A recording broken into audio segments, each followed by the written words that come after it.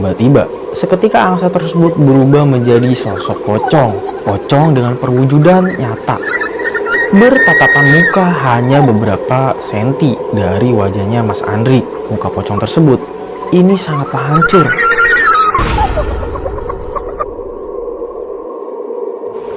Mereka bertiga ketakutan di dalam tenda tersebut.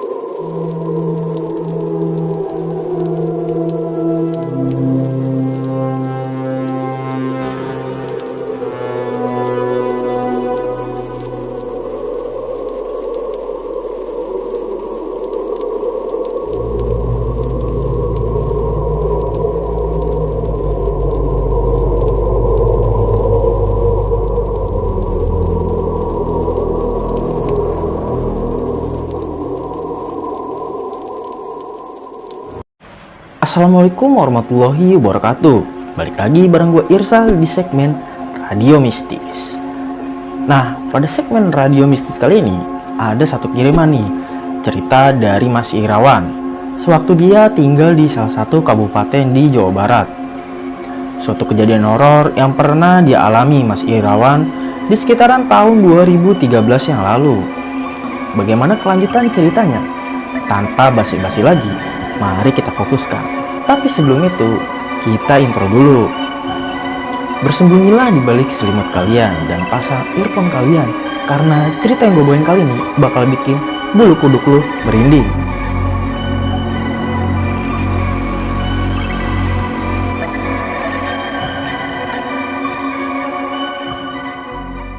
Jadi gini ceritanya. Pada waktu itu, Mas Irawan masih kuliah di salah satu universitas yang ada di Jakarta. Nah, dia ini memiliki dua orang sahabat, yaitu Iksan dan Andri. Nah, pada saat dia libur semester kuliah, ya selama kurang lebih 2 minggu, Mas Irawan berniat nih untuk pulang kampung ke rumah orang tuanya. Tapi Andri dan Iksan yang sama-sama perantau, ini bingung mau pulang juga sayang dengan ongkos mereka yang punya. Nah, si Andri ini bertanya kepada Mas Irwan, "Wan, kamu mau pulang kampung ya?" Mas Irawan pun menjawab, "Iya, aku besok mau pulang. Kenapa?" Andri menjawab lagi, "Ya, aku bosan aja di kosan, mau pulang ke Sumatera, tapi aku nggak punya uang."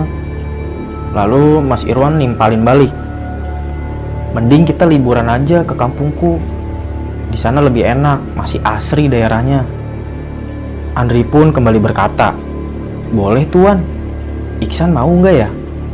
Irwan bertanya lagi, "Nah, boleh tuh, dia pasti mau aja."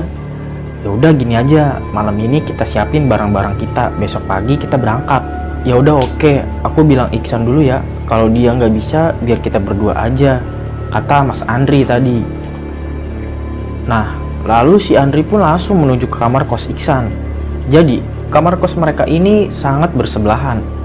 Nah, ternyata si Iksan ini juga tidak ada kegiatan, otomatis ya mereka bertiga bisa berangkat menuju kampung halamannya Mas Irawan ini. Nah, kampung halaman Mas Irawan ini kurang lebih 4 jam perjalanan dari Jakarta. Mereka berangkat pukul 8 pagi menggunakan kereta api, lalu dilanjut menggunakan angkot. Terus, pas mereka sampai di sana, Iksan dan Andri ini kaget. Mereka diharuskan berjalan kaki sejauh 3 km. Barulah mereka tahu bahwa desa tempat tinggal Mas Irwan ini cukup terpencil. Ya, kita sebut saja di sini sebagai Desa Mekar. Secara topografi, Desa Mekar ini di atas bukit dan jalanan itu masih tergolong hancur, berbatu, berlumpur, dan ketika hujan.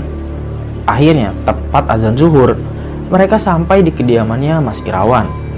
Mereka pun bertemu dengan orang tuanya Mas Irawan dan langsung menunaikan sholat zuhur. Dan habis itu mereka makan-makan. Ternyata Iksan dan Andri sangat nyaman berada di desanya Mas Irawan karena suhunya yang cukup dingin. Lalu rencananya mereka akan nginep di sana selama 4 atau 7 hari. Nah, si Andri nyeletuk, "Wan, di sini asri ya?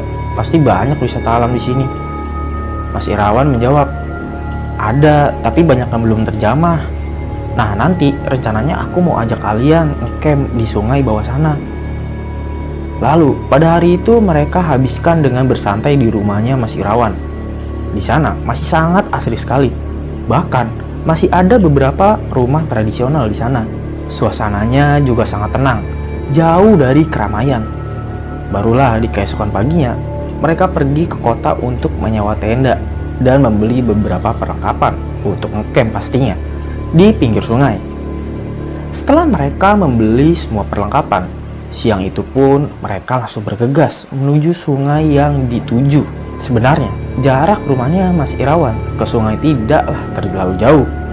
Tapi untuk menuju tempat campnya, mereka diharuskan menyusuri sungai kurang lebih 200 meter. Barulah mereka akan menemukan satu spot yang cocok untuk mereka menggelar tenda. Dan tidak lupa Mas Irawan juga membawa satu joran pancing. Karena kalau siang hari, di sana spot yang bagus untuk memancing. Dan kalau siang hari pun sangat ramai. Mereka menamakan spot tersebut dengan sebutan Kedung. Kedung itu adalah titik sungai yang terbendung secara alami. Jadi, area tersebut cukup memiliki kedalaman ya. Nah, ketika mereka sampai di sana, mereka ini sangat antusias. Jadi di sana itu ada sebuah tanah yang sangat lapang, tepat di pinggir sungai, dan dikelilingi oleh beberapa dapuran bambu. Mereka langsung menggelar tenda di tengah-tengah dapuran bambu tersebut dan langsung bersantai sementara si Andri yang memancing ikan. Sampai sekitar pukul 4 sore, si Andri ini belum juga mendapatkan ikan. Akhirnya karena si Andri bosan, jorannya ditinggal dan dibiarkan begitu saja di tempatnya. Andri mulai membantu Irawan dan Iksan yang mulai membuat api. Rencananya, mereka ingin bermalam di sana sampai besok pagi. Nah, di sekitaran pukul 6 sore, hari udah mulai gelap. Mereka pun mulai menyantap mie instan dan membuat kopi. Tiba-tiba, terdengar suara lonceng yang dipasang di joran pancing.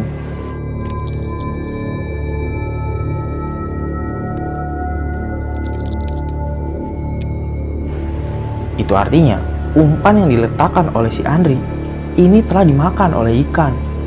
Andri langsung berlari ke arah joran dan menarik joran tersebut.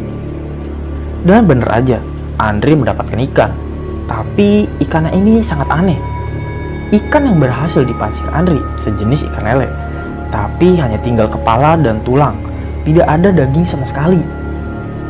Lantas ikan ini pun langsung dibawa dan diperlihatkan kepada Iksan dan Irawan. Mereka ini yang melihatnya tertawa terbahak-bahak. Fisik ikan ini yang hanya tinggal tulang, tapi masih hidup. Namun, ekspresi Mas Irawan berbeda. Dia justru ketakutan melihat ikan ini. Dia langsung menyuruh si Andri untuk melepaskan kembali ikan tersebut. Dri, cepet lepasin lagi ikan itu, Indri. Kalau enggak, kita bisa bahaya, kata Mas Irawan. Ya udah, iya, jawab Andri. Andri pun langsung melepaskan ikan tersebut ke sungai dan langsung balik ke tendanya. Dan sekitar pukul 8 malam saat mereka sedang ngobrol di api unggun, mereka dikagetkan dengan kemunculan Pak Sarmiji. Pak Sarmiji ini adalah salah satu tetangga desanya Mas Irawan. Tapi dia tidak begitu kenal karena Mas Irawan sendiri berbeda RT. Usianya juga sudah cukup sepuh, sekitar 60 tahunan lebih.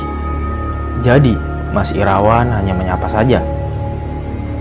Loh, Pak Sarmiji, tumben baru turun, Pak, tanya Irawan. Iya, hanya itu jawaban Pak Sarmiji. Lalu Ihsan bertanya, kamu kenal Wan sama orang itu? Mas Irawan menjawab, iya, itu tetanggaku. Dia memang udah biasa mancing di situ, hampir tiap hari loh. Malam itu, sekitar pukul 8 malam, mereka masih duduk sambil ngobrol dan sesekali melihat ke arah Pak Sarmaji yang masih tidak bergerak, memandang joran pancing di sana. Kondisi malam itu sangatlah sepi sekali. Biasanya di malam hari sekalipun masih ada beberapa orang yang mancing di sana. Mereka pun mendengar suara petir, tapi dari kejauhan. Arah petir tersebut berasal dari hulu sungai. Wah, sepertinya di hulu udah turun hujan nih. Ayo siap-siap beresin peralatan, takut keburu hujan, kata Mas Irawan. Mereka pun langsung membereskan peralatan dan masuk ke dalam tenda. Lalu, sekitar 10 menit berselang, mereka mendengar suara kepakan sayap. Ya, kepakan sayap burung berukuran besar di atas tenda mereka. Nah, si Andri pun memastikan keluar tenda dan ternyata dia melihat satu ekor angsa putih berukuran cukup besar mendarat tepat di depan tenda mereka. Bro, lihat ada harta karun, kata si Andri. Irawan dan Iksan pun ikut keluar. Tuh lihat bro, kalau kita bakar enak, bisa kenyang ini semalaman, kata Andri. Iksan menambahkan, tangkap aja Andri, angsa liar itu kayaknya. Oh iya, boleh juga tuh. Setauku di sini juga nggak ada orang yang melihara angsa. Oke lah, ayo kita kepung aja ya, kata Andri. Angsa tersebut berjalan menuju belakang dapuran bambu. Si Andri pun mengikuti angsa tersebut. Woi Dri, sabar dulu, kata Mas Irawan. Ah, kalian lama, nanti angsanya keburu terbang lagi, kata Mas Andri. Akhirnya Andri mengikuti angsa tersebut ke belakang dapuran bambu. Sedangkan Mas Irawan dan Iksan masih terdiam di sana. Tiba-tiba suasana menjadi hening. Kurang lebih 5 menit kemudian, si Andri ini belum balik juga dan tidak ada suara sama sekali. Mas Iksan dan Mas Irawan menghampiri Andri yang berjalan ke dapuran bambu. Ketika sampai, mereka kaget karena mereka mendapati Andri dalam keadaan tidak sadarkan diri. Sementara angsa yang tadi mereka lihat sudah tidak ada lagi. Mereka langsung memapa Andri masuk ke dalam tenda. Setelah Andri tersadar, Andri ini seperti orang yang ketakutan dan linglung. Dri, kamu kenapa sih dari tadi? Tanya Mas Irawan. Andri pun tersadar. Tapi si Andri ini masih belum bisa menjawab. Ketika dia diberikan air oleh Mas Iksan, Andri pun agak sedikit tenang. Barulah di sini dia bisa bercerita apa yang sebenarnya terjadi. Jadi, ketika Andri mulai berjalan mengikuti angsa tersebut ke dapuran bambu, Andri melihat angsa tersebut hanya terdiam. Dan saat ia mendekat kurang lebih jarak setengah meteran, angsa ini masih juga tidak bergerak sama sekali. Andri mulai mengulurkan tangan untuk menangkap angsa tersebut. Tiba-tiba, seketika angsa tersebut berubah menjadi sosok pocong. Pocong dengan perwujudan nyata. Bertatapan muka hanya beberapa senti dari wajahnya Mas Andri. Muka pocong tersebut ini sangatlah hancur. Bayangkan, dari situlah Andri udah tidak ingat apa-apa lagi.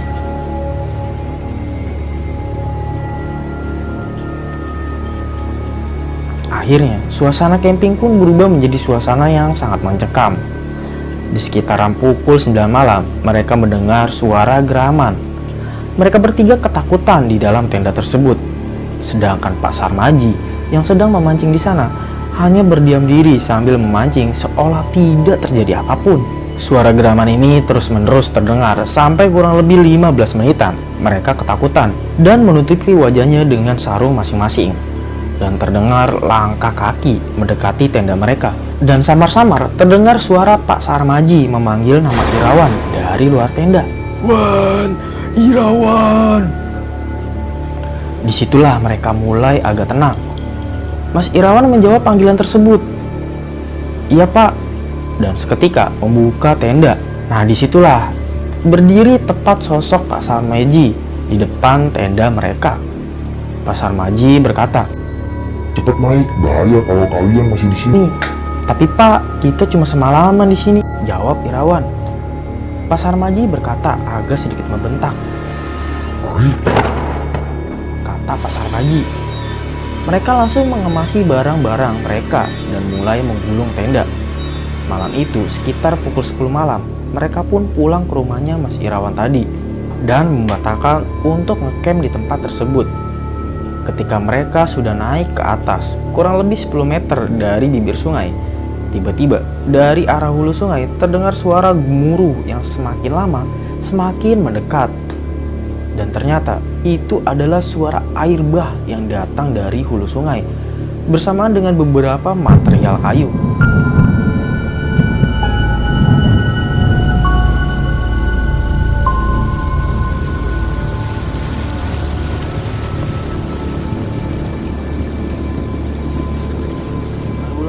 Mereka menyadari begitu bersyukurnya bahwa mereka masih tetap hidup. Kalau saja mereka masih ngecamp di sana, Mungkin mereka juga ikut terbawa arus sungai yang begitu deras.